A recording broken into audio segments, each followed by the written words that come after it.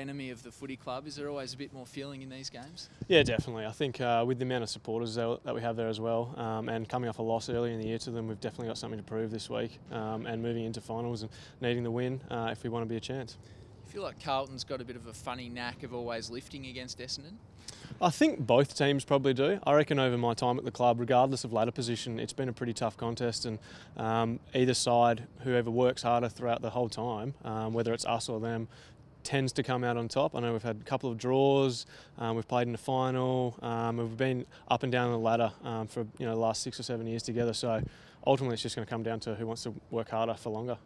One of the most free-flowing, fastest games we've seen last Sunday. Do you get the sense this could be the exact opposite? Could be a real scrap?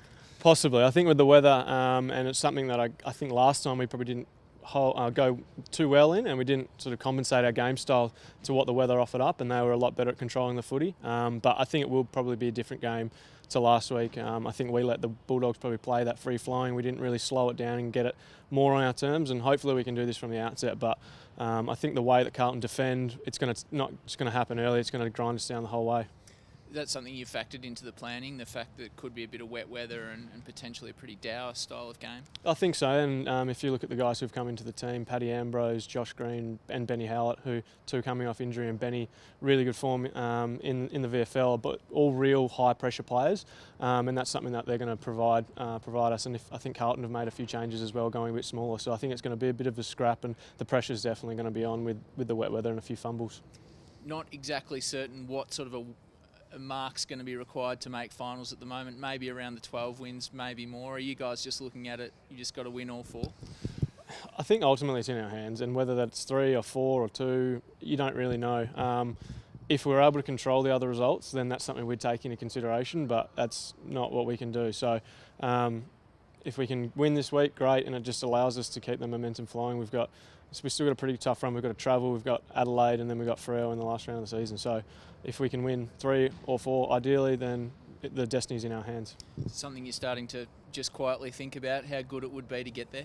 I'd be awesome, yeah. I've played in 2 since I've been around the club. We haven't won one for a long period of time. So it would be fantastic to play finals, but we're not there yet, and we've still got a lot of tough games before we can, and it's up to us.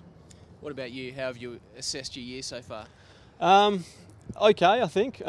Inconsistencies at times, but I tried to ultimately not put too much expectation on myself. I've only played, I think, 11 AFL senior games in a season, so this will be my 19th this weekend. So in terms of that, I see that as a good mark. But coming back into footy after being injured back after 2015, having the whole of 2016 off, it's sort of hard to really gauge where you're at and how you're feeling. But credit to the football club, fitness department and the coaches in terms of how they've been able to monitor our workloads. And I've been reasonably happy, but ultimately we've still got 4 games left, and if we make finals, that'll make it even better.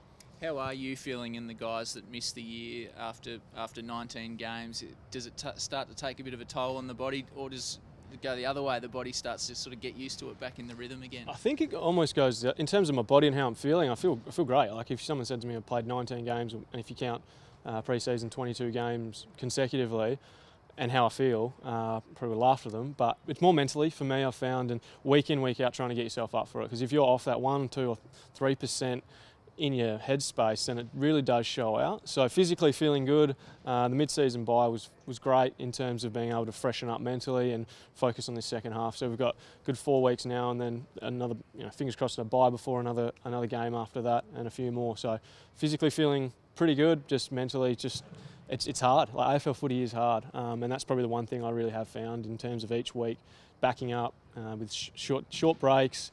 And even the longer breaks, it's just trying to get used to that rhythm and the flow of the week-by-week program. And what about Job? He copped a bit of scrutiny over his performance last week. You back him to bounce back pretty hard? Oh, most certainly. I think Job's the kind of guy that puts everything in each week. The type of game probably wasn't, not too many stoppages in it, and that's sort of his specialty. So I think this week he's going to bounce back and put in a really good performance. What about Diesel around the club in a week you're playing Carlton? Does he get a little bit more edgy? I think last week or last time we played them, he might have said something. But this week, I think he was out at training today. I don't think he was here early in the week, and he's slowly becoming a real part of this footy club. And his learnings that you can get off him individually is really good. So he's been really valuable.